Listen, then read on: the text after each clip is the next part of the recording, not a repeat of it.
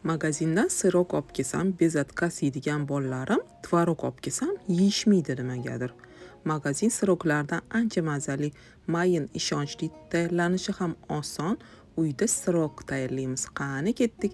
Bismillah deb tvorogga xona haroratidagi saryog', shakar, upasi, xohishga qarab kokos solib aralashtiramiz. Ha, aytgancha, vanilin solish esdan chiqmasin.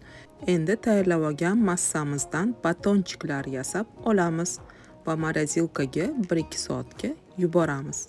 1-2 soatdan keyin morozilkadan olib, bir tomoniga cho'p tiqib, eritib olgan shokoladimizga botirib chiqamiz. Ustini xohishga qarab bezatib olamiz. Sirok retseptini sirokni yaxshi ko'radigan tanishlaringizga yuborib qo'ying.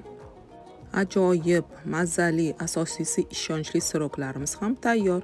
Siz ham albatta tayyorlab ko'ring. Retsept yoqsa yurakchan bosib, profilimga obuna bo'ling.